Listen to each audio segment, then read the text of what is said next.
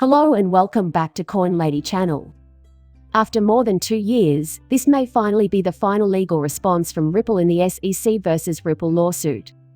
You may remember that Ripple submitted an additional authority a few weeks back. That action could be their last formal legal proceeding. However, the SEC recently submitted an additional authority, which I discussed at length. And when they took that gamble, Ripple could have responded. What you see here is exactly what you get.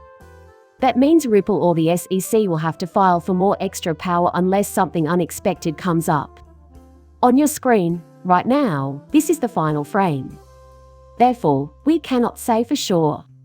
But there are a few things that would mostly influence this, such as whether or not something would motivate either side to seek a supplement authority, such as an Indian case that might be relevant to what's going on here. The only thing that could stop this circus would be a judgment from a different judge, or, of course, a ruling from Judge Torres on this blasted case. But it would be it, if you get my drift. I have a few thoughts about this, and I'll share them with you. The rest of my time will be devoted to making videos for you guys to watch. It seems to me that the fair notice defense is at the heart of everything that has been discussed here, and I'd want to share the thoughts of attorney John Deaton with you. In a recent tweet, former SEC employee John Reed Stark said, "Ripples are obviously wrong when it comes to the fair notice defense, yada yada yada," and John Deaton, his perspective is effectively no, and here's why.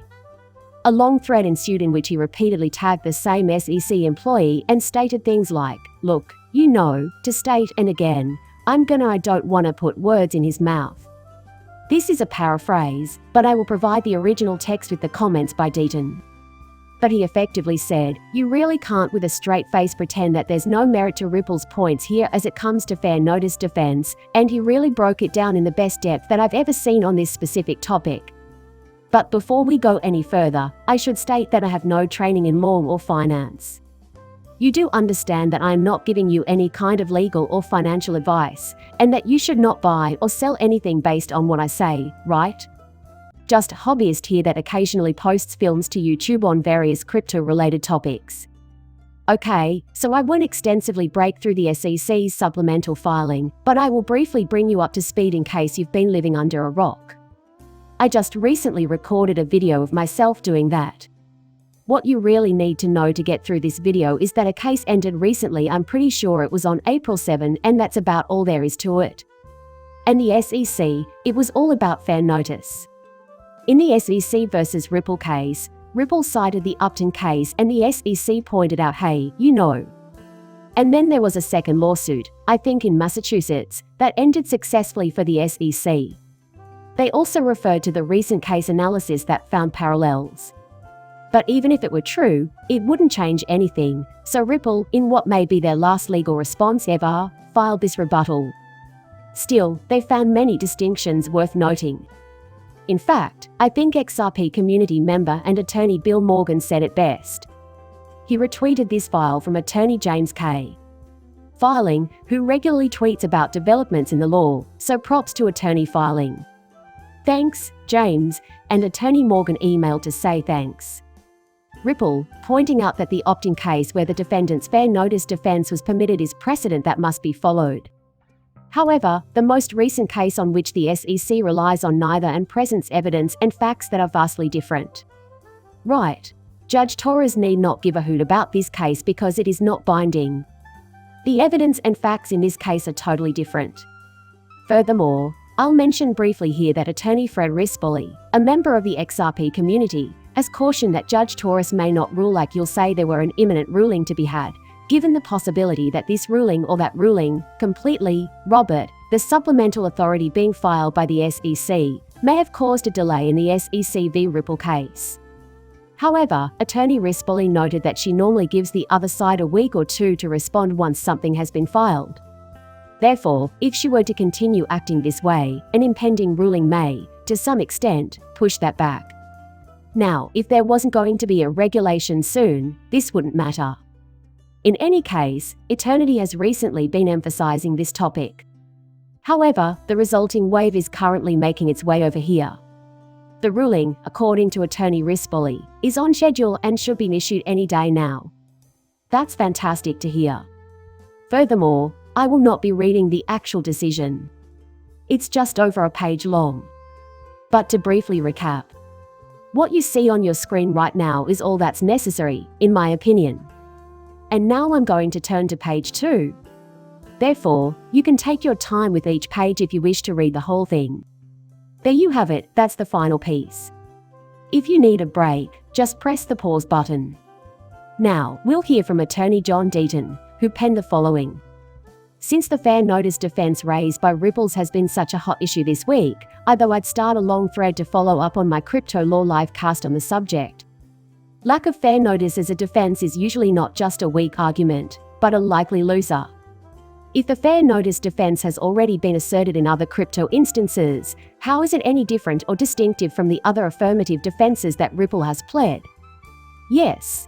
However, before we can proceed, we need a thorough understanding of the fair notice defense and how and when it can apply to the situation at hand.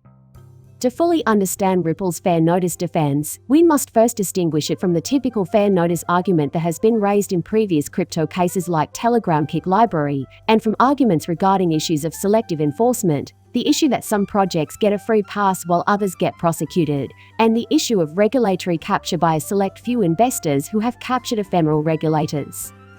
Personally, I think a lot of seasoned security lawyers, and then he starts in January here, is a good bet. So that was the ex-SEC employee. This brief biography accurately describes him. He headed up the SEC's Cyber Enforcement Division. And I'll add this, the article isn't anything I need to read. However, XRP, here is a newsworthy item from you today. The SEC filing of their supplemental authority is another evidence that, of course, Ripple and the fair notice just doesn't have any legs, as tweeted by ex-SEC employee John Reed Stark. He was sure he sent that tweet out the day before.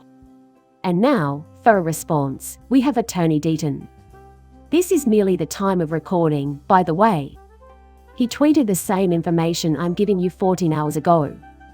This is the most recent work by attorney Deaton. He then repeats his earlier statement, saying, "Personally, I believe many seasoned securities lawyers like John Redstar, can you take them there?" This is probably owing to their equating it with the standard due process argument, which has been shown to be ineffective in previous crypto cases. Traditionally, opponents of notice have argued that the legal definition of investment contract is too broad. Furthermore, the Howey test does not give blockchain-based business owners enough warning to avoid illegal activity. Similar points were made by a Telegram youngster at the library. Each time, such justifications fell short, as they should have. It may come as a shock to some of you that I'm saying this. The law, however, is the law.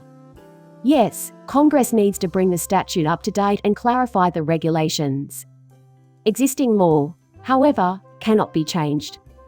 And I'm wondering if anyone is surprised to hear attorney Deaton remark that, notwithstanding the bad effects on the crypto participants, those were the proper decisions as far as fair notice is concerned.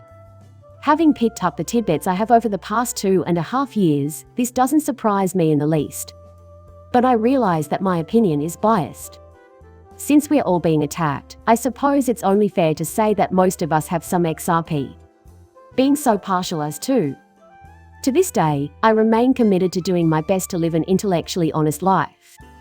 The concept of fair notice has always seemed peculiar to me in light of the circumstances surrounding the replicas in this case.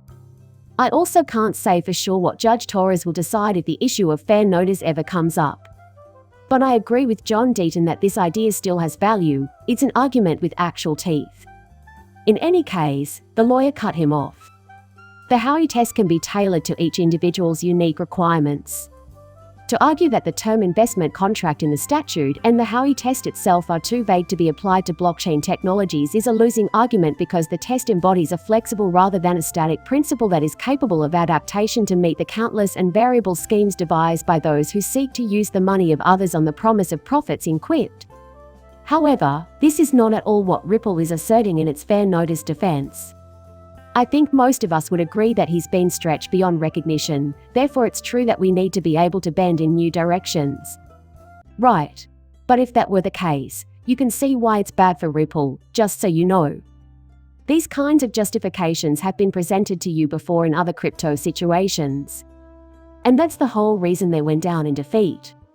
That, however, is not what Ripple is claiming, as noted by Attorney Dean. That's not even close to how it is. So, take a look, because he did.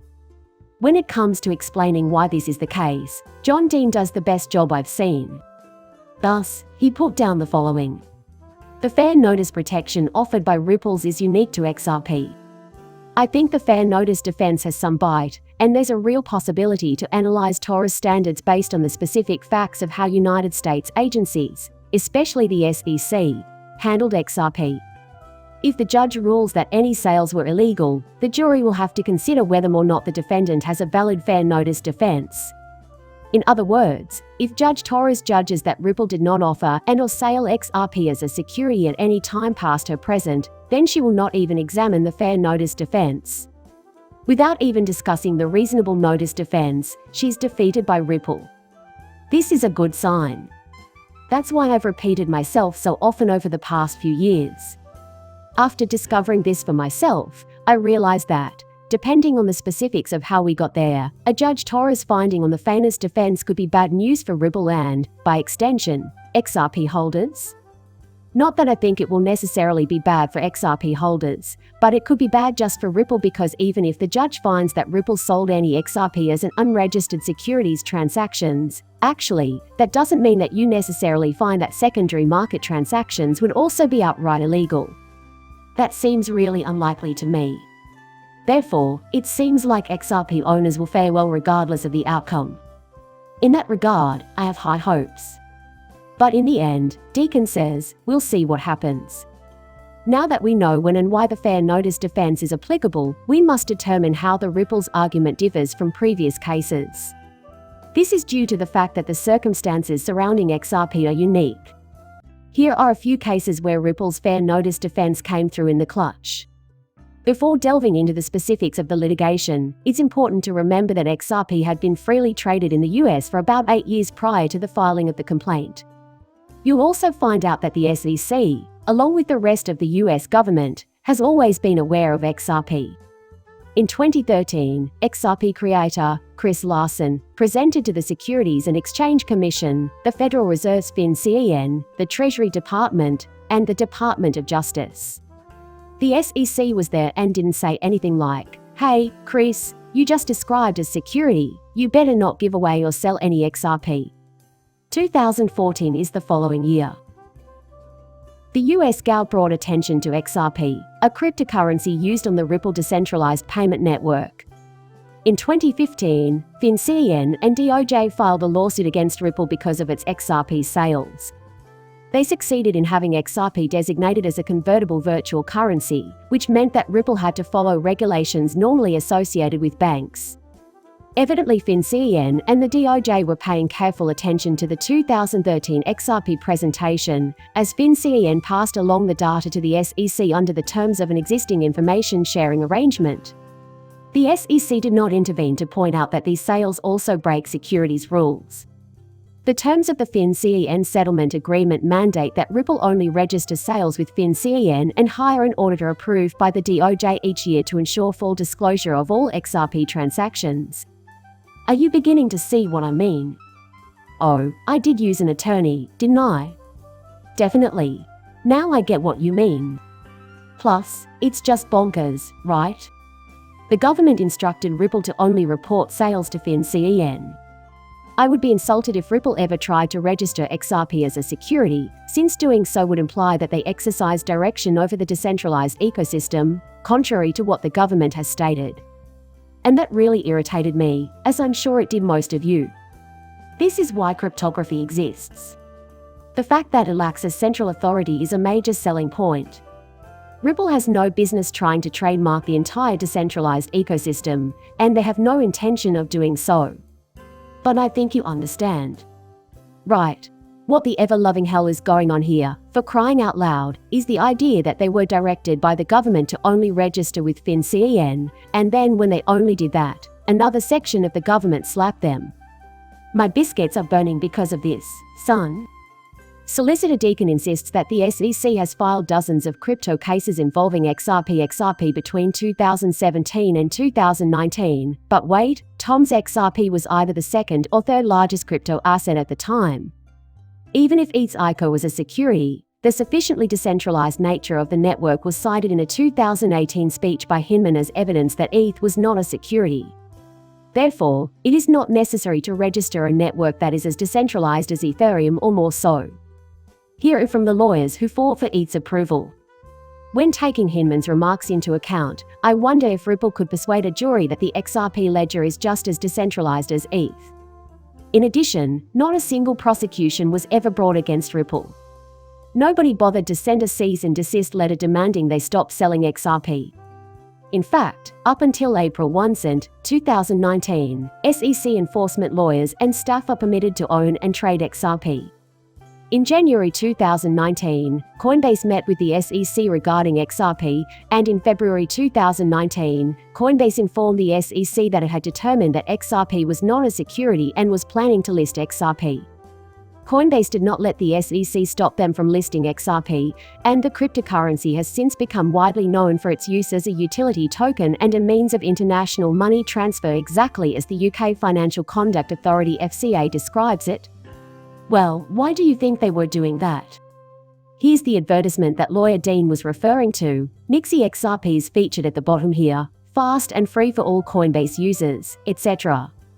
They assumed the SEC had given them the go-ahead. According to a digital asset framework issued by SEC in 2019, Deacon and Denise are highly unlikely to meet unless the network is severely compromised. It sounds like XRP and, as the saying goes, it can be used immediately to make payments in a wide variety of contexts. Sounds a lot like XRP, doesn't it? What do you think if it serves a practical use but isn't being exploited for financial gain? Hester P. Kurtz, a member of the SEC's commission, has raised this very question. I forget the precise words, but she said something to the effect of something doesn't sound like a security if it's being used to facilitate transactions or has effective utility. I know I've cited that remark before, but I'm blanking on the specifics at the moment. However, that is an SEC commissioner. In fact, Ripple has been doing just that. After Coinbase added XRP to its exchange, he continued, "You can continue with your attorney." In a notice filed with the SEC in February 2019, MoneyGram stated, quote, that the arrangement will allow MoneyGram to use Ripple's XQuick product XRP in foreign exchange settlement as part of the MoneyGram's cross-border payment process. For those of you who are just joining the XRP ecosystem, XRapid is the same technology as on-demand liquidity. If XRP was, in fact, an illegal security as the SEC now contends, the lawyer's argument extends even farther. The SEC's ludicrous premise that MoneyGram's sale of XRP through exchanges like Coinbase was legal 18 months before Clayton withdrew the complaint on his last full day at the SEC and the very following day after meeting with Gary Gensler. According to the SEC's absurd theory, the XRP that MoneyGram sold through exchanges like Coinbase to the public were also investment contracts with Ripple, even if the purchaser never heard of a company called Ripple that sold software to banks in June 2019, when Graham told the SEC, "Sorry, I'm gonna spam phone call. I just didn't put the damn thing in the in-play mode and I'm recording." This coming June 2019. Graham assured the SEC that buying and trading XRP was completely hassle-free. In fact, we uncovered that the SEC had provided MoneyGram with guidance on how to record XRP as an unanticipated cost. There has been no instance where a contra cost is equivalent to a security in the past 76 years. Consider this, then. MoneyGram's partnership with Ripple was also given the green light by the SEC after being thoroughly investigated. When exactly did they do that?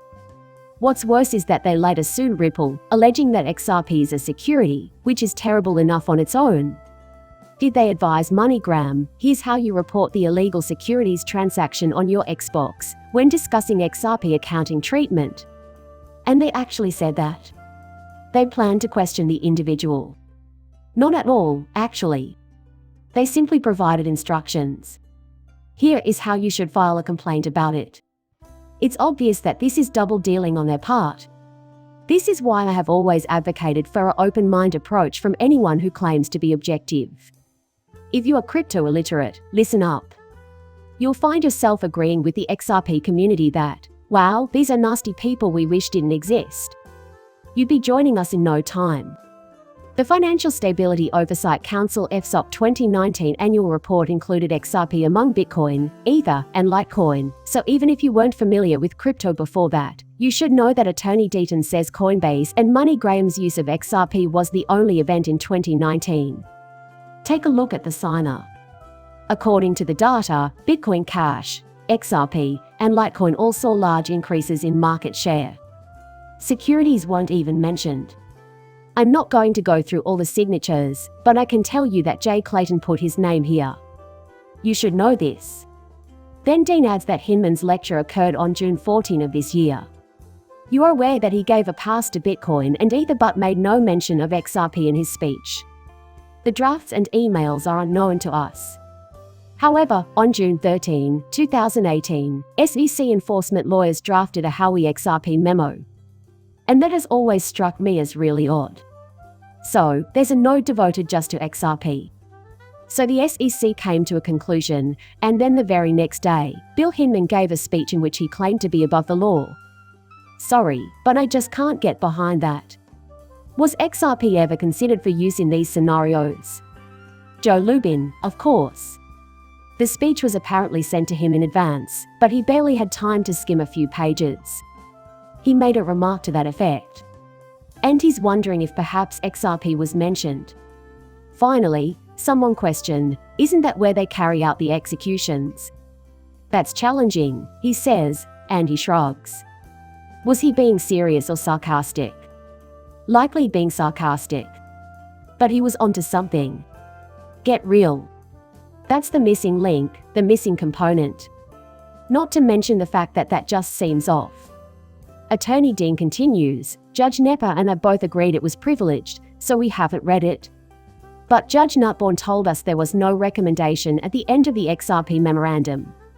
The SEC's enforcement lawyers would have suggested taking action if they had concluded that XRP was obviously a security. They would have suggested sending Ripple a cease and desist letter at the very least. If Ripple did not comply, then legal action would be taken. Their job title is enforcement lawyers.